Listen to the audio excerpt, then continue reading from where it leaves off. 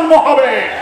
July declaration যেটা করা হয়েছে তার শেষ অধ্যায়ে মাননীয় প্রধান উপদেষ্টা যে পড়লেন সেদিন মানিক মে এভিনিউতে সংসদ ভবনের দক্ষিণ প্লাজায়, যে এটাকে আগামী নির্বাচনের পর 2 বছর পর সংবিধানের একটা তফসিলভুক্ত করা হবে। আমি মনে করি আজকের এই সেমিনার হচ্ছে প্রধান উপদেষ্টার এই জুলাই ঘোষণার এই কথা তীব্র প্রতিবাদ। জনগণ এটা মানে নাই। অসম্পূর্ণ জুলাই ঘোষণাকে সংশোধন করে এটাকে আইনি ভিত্তি প্রদানের যত যুক্তি আজকে এখানে সেমিনার দেওয়া হয়েছে সেটা মেনে নিতে হবে।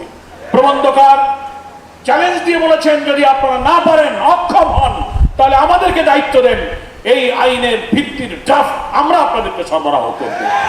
যারা বলেছেন, এখনো বলছেন, একটি দলের বড় বড় নেতারা, স্থায়ী কমিটির নেতারা বলছেন যে পার্লামেন্ট ছাড়া কি করে আইন তৈরি করা হবে। আজব ব্যাপার। আজকের প্রমাণদের তথ্য প্রমাণ সেই সব নেতাদের বক্তব্যের তীব্র প্রতিবাদ। আপনারা মানুষের আকাঙ্ক্ষার বিরুদ্ধে কথা বলেছেন। আইন, বিধান, সংবিধান, প্রক্লেমেশন, অর্ডিন্যান্স, লিগাল ফ্রেমওয়ার্ক অর্ডিন্যান্সের ভিত্তিতে যেটা 70 নির্বাচন হয়েছিল, সমস্ত বিধানের বিপক্ষে আপনি কথা বলে গণ আকাঙ্ক্ষার বিরুদ্ধে যে কথা বলেছেন, এই প্রবন্ধে তা উল্লেখ করে আপনাদের বক্তব্যের তীব্র প্রতিবাদ করা হয়েছে। একটি বড় দলের স্থায়ী কমিটির আরেকজন সদস্য বলেছিলেন বেশ আগে, সংস্কার কমিশনে যত আইন আপনারা বানান, যত কিছু লক্ষিল দেখেন, আমরা সংসদে গিয়ে সব কিছু মুছে দেব। কি বলেছেন বলেন? তার বিরুদ্ধে এই প্রবন্ধ হচ্ছে তীব্র প্রতিবাদ। শিক্ষা নেওয়া উচিত। আপনারা শুধু এটা মনে করবেন না যে আইন, কানুন, সংবিধান সবকিছু আপনাদের আলমারিতে আছে। এদেশের মানুষের কাছেও আইন, সংবিধান সম্পর্কে অভিজ্ঞ মানুষও আছে, রেকর্ডও আমাদের কাছে।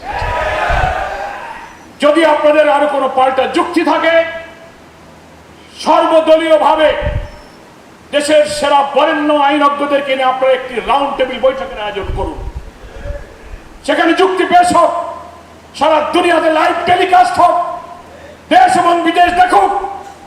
আইনি ভিত্তি না দিয়ে বিদ্যমান কাঠামোতে নির্বাচন হলে আরেকটা হাসিনার জন্ম হবে, আরেকটা ফ্যাসিবাদের জন্ম হবে।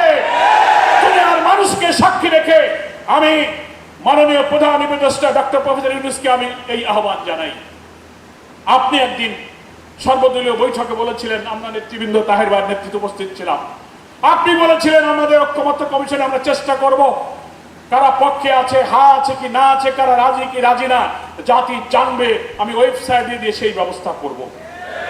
সেই সাথে ধন্যবাদ জানিয়ে বলবো, আপনি যদি জাতীয় বিতর্কের আয়োজন করুন সরকারের উদ্যোগে, সকল দল, আইনজ্ঞ, বিশেষজ্ঞ, সংবিধান বিশেষজ্ঞ সেখানে অংশগ্রহণ করুন।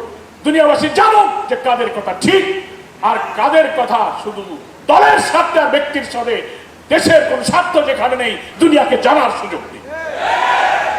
অধিকাংশ ভোটারের প্রতিনিধিত্ব করে যে সমস্ত রাজনৈতিক দল, জামাত ইসলামী, ইসলামী আন্দোলন, এনসিপি, গণ অধিকার, খেলাফত আন্দোলন, হেফাজত, মজলিস, তারপরে অন্য যত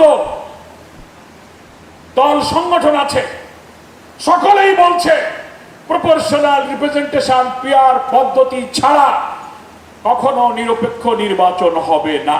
গ্রামে বলে বাঙালিকে হাইকোর্ট দেখান। বড় দলের নেতারা বলছেন যে মানুষরা ইভিএম বোঝে না, তারা পিআরও বোঝে না। আরে বাবা, ইভিএম কি আর পিআর কি? ইভিএম তো একটা ইলেকট্রনিক ভোটিং মেশিনের নাম, আর পিআর হচ্ছে একটা ইলেকট্রাল সিস্টেমের নাম। ফলে এই কথা বলে আমাদেরকে, জাতিকে বিভ্রান্ত করতে পারবেন না।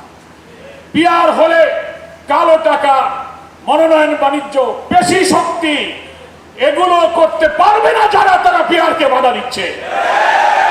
একটা কোয়ালিটি রিচ পার্লামেন্ট হবে, প্রত্যেকটি ভোটের মূল্যায়ন হবে। পিআর পদ্ধতির পক্ষে এখন বাংলার অধিকাংশ জনগণ মত দিয়েছে। অনেকগুলো জরিপ বলছে 70 অথবা 78% লোক বলছে পিআর পদ্ধতি নির্বাচন হতে হবে।